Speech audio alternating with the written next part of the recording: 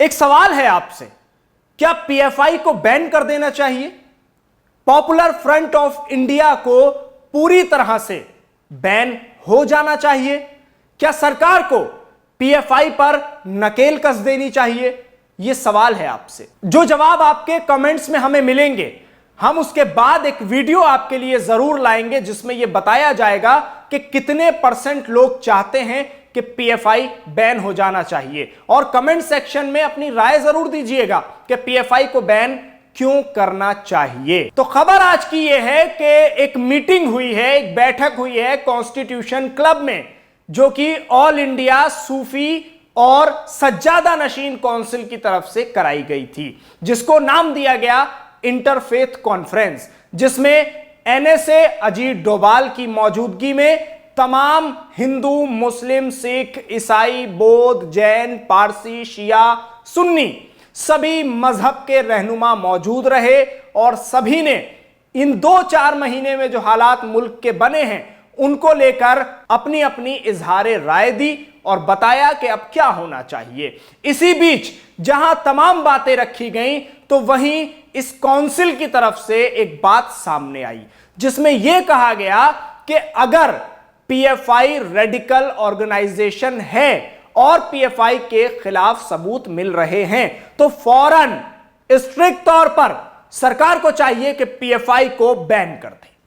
इसी बात को मीडिया ने उठा लिया।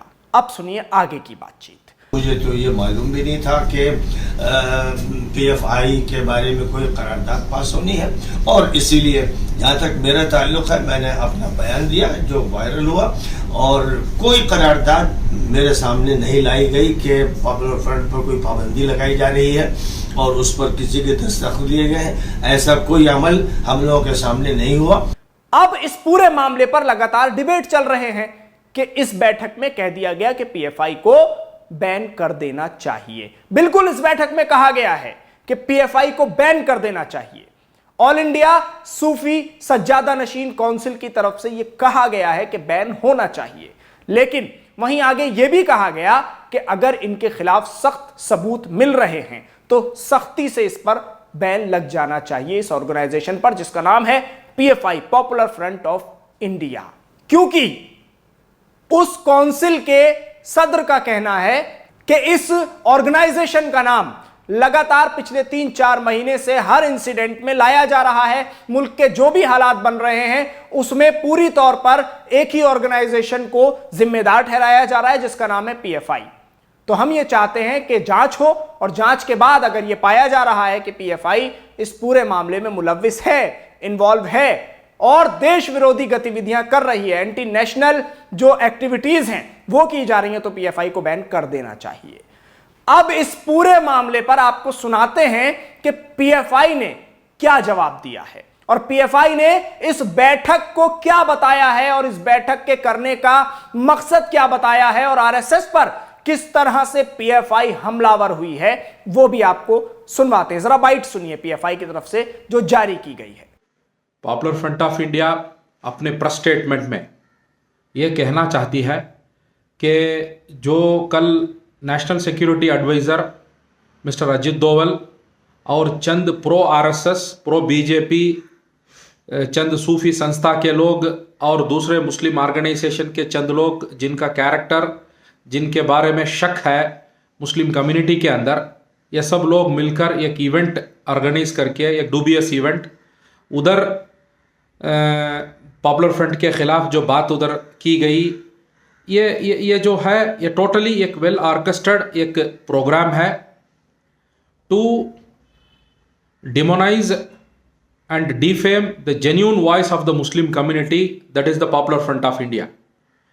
अब ये इवेंट ऑर्गेनाइज करने वाले, इसमें पार्टिसिपेट करने वाले ये सूफी संस्था के लोग और मिस्टर अजीत डोभाल सिंसियर रहे तो इन लोगों को जो जेन्यून इश्यूज है कम्युनिटी के, हर दिन पे दिन जो एट्रॉसिटीज आरएसएस के तरफ से, नफरत जो बीजेपी के आरएसएस के तरफ से जो मुस्लिम कम्युनिटी आज फेस कर रही है, उसको एड्रेस करना चाहिए, उसको सॉल्व करना चाहिए, ना कि इसके खिलाफ बात करने वाले और हक मांगने वाले पॉपुलर फ्रंट और उनके साथ जुड़े हुए लोगों के खिलाफ बात करना कोई मतलब नहीं रखता है। और मुस्लिम कम्युनिटी ये ऐसे तरीके के डूबियस आरएसएस और बीजेपी के प्रोग्राम्ड स्पॉन्सर्ड ये इवेंट्स को समझती है और इसको रिजेक्ट करती है, इसको रबिश करती है। और we rubbish this total allegation and this whole program organized by Mr. Ajit Doval, and it has got no impact, the real impact on the community or nation as a whole. PFI का कहना है कि RSS और Bharatiya Janata party की तरफ से यह बैठक जो कराई गई है, यह इंटरफेथ कॉन्फ्रेंस कराई गई है, सीधे सीधे इल्जाम लगाया जा रहा है पीएफआई की तरफ से कि यह पूरा प्री प्लान्ड है। और ये जो कॉन्फ्रेंस हुई है, इंटरफेथ कॉन्फ्रेंस, इसमें तमाम वो लोग बुलाए गए हैं और उन लोगों की तरफ से रखवाई गई है जो बीजेपी और आरएसएस के हैं। ये पीएफआई कह रही है। पीएफआई कहती है कि हम अपने ऊपर लगाए गए सभी एलिगेशंस को सिरे से नकारते हैं। अगर हमारे खिलाफ सबूत हैं, अगर हमारे खिलाफ कोई पुख्ता सबूत है तो सामने लाकर रखा जाए। यह पीएफआई का कहना है।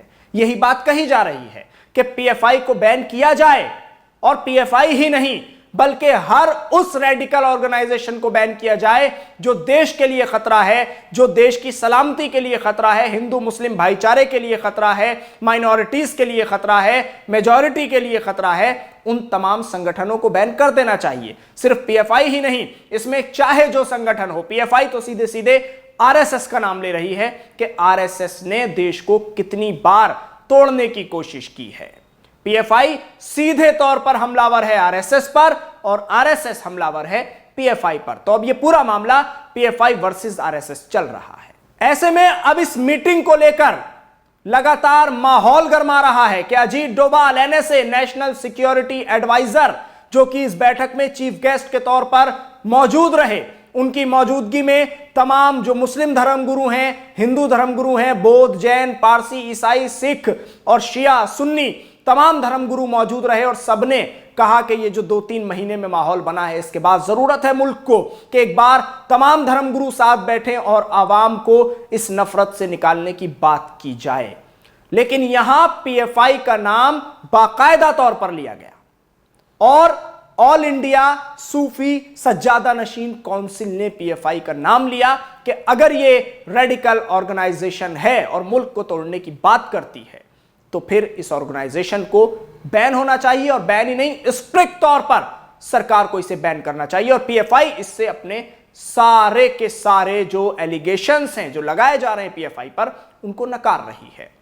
ऐसे में इस बैठक का मकसद क्या निकलता है, यह सवाल आपके लिए है जो हमारे इस वीडियो को देख रहे हैं, क्योंकि इस बैठक में कोई चेहरा ऐसा नहीं था जो मौजूद ना हो। बड़े बड़े जो संगठन हैं और बड़े बड़े जो मुस्लिम धर्मगुरु हैं वो सभी इस बैठक में मौजूद थे। कॉन्स्टिट्यूशन क्लब में यह बैठक हुई है और अजीत डोभाल ने भी कहा है कि अब खामोशी से देखना नहीं है, वो तबका नहीं बनना है जो कुछ भी हो रहा हो और खामोशी से देखे। अब कदम उठाने पड़ेंगे, एक साथ मिलकर इन माहौल से, इन हालात से लड़ना होगा। यह national security adviser NSA Ajit Doval का कहना है। यह बैठक ऐसे वक्त में हुई है कि जब कई हत्याएं हो चुकी हैं, नुपुर शर्मा का बयान आ चुका है, सर तन से जुदा हो चुके हैं। ऐसे माहौल में यह बैठक हुई है और नाम निकलकर वही आया है, पीएफआई का नाम। तो पीएफआई ने तो अपने ऊपर लगाए गए सभी आरोपों को सिरे से नकार दिया है। तो अब सवाल उठ रहा है कि ये जो बैठक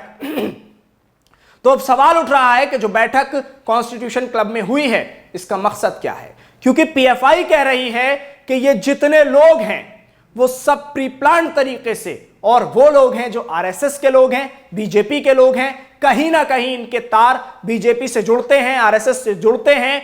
तो ये मुसलमानों को बहकाने के लिए, भटकाने के लिए और पीएफआई की तरफ से मुसलमानों का रुख मोड़ने के लिए बैठक की गई है।